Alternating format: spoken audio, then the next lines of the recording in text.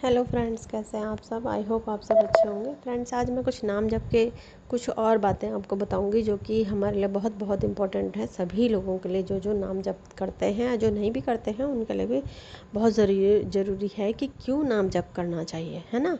तो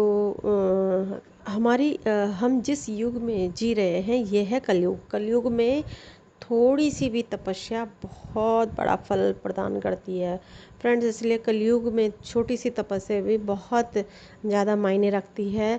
थोड़ा सा भी प्रयास हमारा बहुत हमारे लिए कल्याणकारी हो सकता है। कलयुग का बड़ा प्रताप है फ्रेंड्स।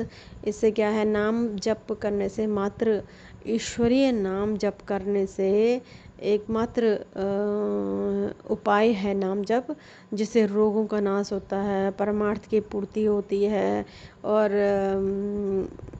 मोक्ष की प्राप्ति होती है। और बहुत सारी ऐसी चीज़ें हैं जिन्हें हमें प्राप्त करना होता है, वो सिर्फ नाम जप करने से ही प्राप्त किया जा सकता है ना। तो जब नाम जप करेंगे तो मन थोड़ा सा शुरू की बातें मैं आपको बताऊंगी। मन थोड़ा अजीब होगा, आंखों में जलन, मन अशांत, बेचैनी, है ना। जब हम शुरू करते हैं किसी चीज़ को तो मतलब हम थोड़ा सा उसमें एकदम से अपने को एडजस्ट नहीं कर पाते हैं, तो हमें थोड़ा सा अजीब लगता है ना। मन में दुख मत लाओ। अगर गलती से भी आपसे शुरू में नाम जप करते समय अगर कोई गलती हो जाती है, आपसे गलत चीज़ें आप खा लेते हो या कुछ भी गलत हो जाता है, तो उसके लिए गिल्टी फील मत करो अपने मन में। चलो हाँ, पश्चाताप थोड़ा सा ये तो ज़रूर करना चाहिए, अपने कर्मों की माफ़ी ईश्वर से ज़रूर मांगनी चाहिए, लेकिन बहुत ज़्यादा उसमें गहराई से ना डूबें, ताकि आपका नाम जप ना छूटे। अपना नाम जप छोड़े नहीं। बाई चांस कभी शुरू में हो जाता है तो आप दोबारा से शुरू करें और अपनी लाइफ में आगे बढ़ें, उसी चीज़ में अटके ना रहे, है ना। तो भगवान नाम का तेज हमारे चेहरे में निखार लाता है, हमारे चेहरे में चमक लाता है, हमारे चेहरे में दिव्य चमक आने लगती है जब हम नाम जप करते हैं। इससे बड़ा कोई, नाम जप करने से बड़ा कोई दान नहीं है दुनिया में। नाम जप करने से बड़ा कोई यज्ञ नहीं है, और नाम जप करने से बड़ा कोई, है ना, नाम जप करने से बड़ा कोई भी वो नहीं है क्या, कोई भी ऐसा मतलब कर्म जो धार्मिक प्रवृत्ति का हो, वो नाम जप से बड़ा कुछ भी नहीं है फ्रेंड्स, है ना। बस प्रभु के नाम पर ही मनुष्य को अटिक रहना चाहिए कि मुझे ये करना ही करना है, छोड़े नहीं। अगर नाम जप नहीं करेंगे तो पाप होते चले जाएंगे, कर्म बिगड़ते चले जाएंगे, जीवन बद से बदतर होता चला जाएगा। जिसकी जिह्वा पर ईश्वर का नाम होगा, उसका कोई भी दोष उसको स्पष्ट नहीं कर पाएगा, है ना। और जब ये कलयुग है, यानी कि बाकी जैसे और भी त्रेता युग है, सतयुग है, इन सारी युग में 10,000 वर्षों तक की तपस्या के बराबर होता है कलयुग में 24 घंटे का नाम जप। फ्रेंड्स, देखो कितनी बड़ी बात है कि मतलब 10,000 वर्षों की तपस्या के बराबर है कलयुग का 24 घंटे का नाम जप, है ना। ये श्री हरिवंश जी ने कहा है। तो इतना बड़ा वो है कलयुग में तपस्या करने का, कितना बड़े महत्व है कि मतलब थोड़ी सी भी तपस्या से ईश्वर प्रसन्न हो जाते हैं, ईश्वर की कृपा हमें मिलने लगती है और हमारा जीवन सफल हो जाता है। जिस वजह से हम इस दुनिया में आए होते हैं वो लक्ष्य हमारा पूर्ण होने लगता है।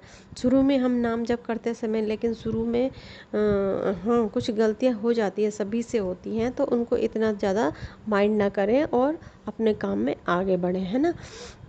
तो जो भी अब हमने गलतियाँ की होती है उनके लिए माफ़ी मांगे, और जो हमें याद भी नहीं होती गलतियाँ, उनके लिए भी हमें माफ़ी ज़रूर मांगनी चाहिए फ्रेंड्स। और कुछ मैं ये बताऊंगी कि हाँ, इसमें हाँ कुछ चीज़ें ऐसी हैं जिससे कि नाम जप करने वाले को कुछ चीज़ें अपने जीवन में उतारनी पड़ेंगी, जिससे वो पूरी तरह से इसमें आगे काम कर सके, ठीक है। तो आगे बढ़ सके, इसमें आध्यात्मिक जीवन जी सके। सबसे पहले सत्य बोले, क्योंकि सत्य बोलने से क्या होगा, जैसे हम छोटे थे तो हमारे पेरेंट्स ज़्यादातर ये बोलते थे तो हमें समझ नहीं होता था, है ना।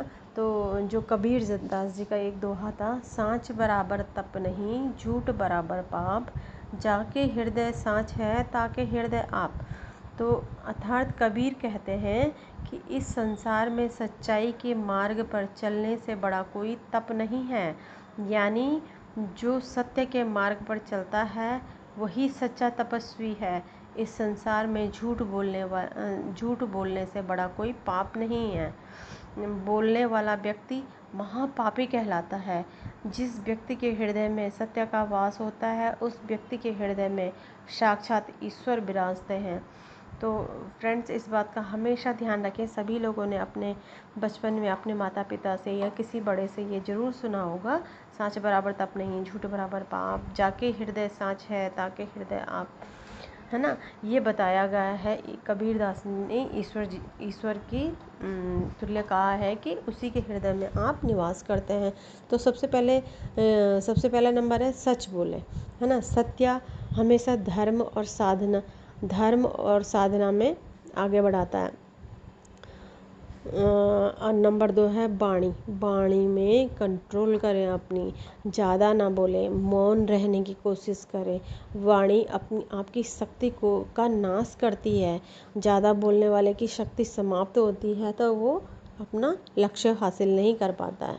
तो नंबर 2 ये हो गया। नंबर 3 है नाम जप से बढ़कर कोई यज्ञ नहीं है। यही साधना है, यही यज्ञ है ना। तो ये सबसे बड़ी साधना यही होती है, नाम जप करना। यज्ञ भी इससे बड़ा नहीं हो सकता है, इसलिए नाम जप अपने जीवन में ज़रूर करें। जीवन के उद्धार के लिए आपको ये बातें याद रखनी पड़ेगी। सच बोलना, वाणी पे कंट्रोल करना, नाम जप करना। और चौथा है विचार से बढ़कर कोई ज्ञान नहीं। क्यों कहा गया विचार से बढ़कर कोई ज्ञान नहीं?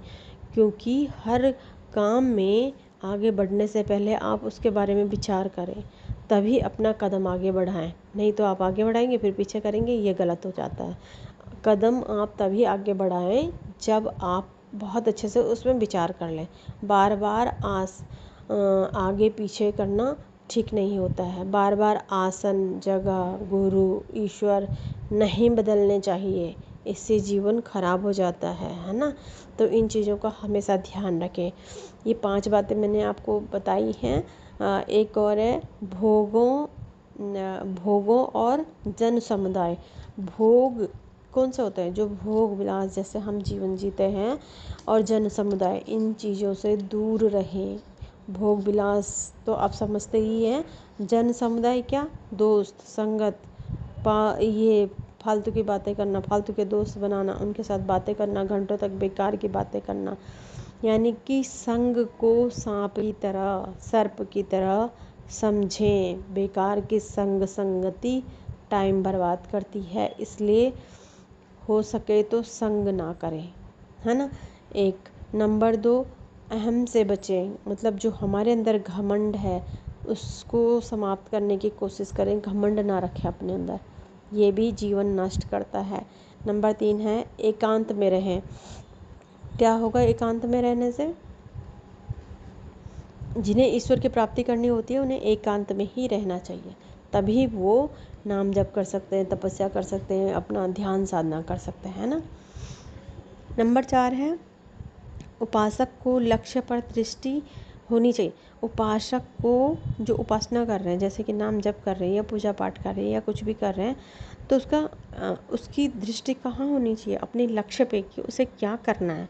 इसलिए उसे हमेशा अपनी दृष्टि उस पे रखनी चाहिए जो उसे करना है ना। नाम जप तक ईश्वर की प्राप्ति ना कब तक करें, कब तक करनी चाहिए? ईश्वर की उपासना कब तक करनी चाहिए? जब तक आपको ईश्वर की प्राप्ति नहीं हो जाती है। हमारा संबंध सिर्फ भगवत संबंध होना चाहिए, ना कि फालतू का इधर उधर का कोई बातें या दोस्त दास्त, ये सब नहीं होनी चाहिए हमारे जीवन में।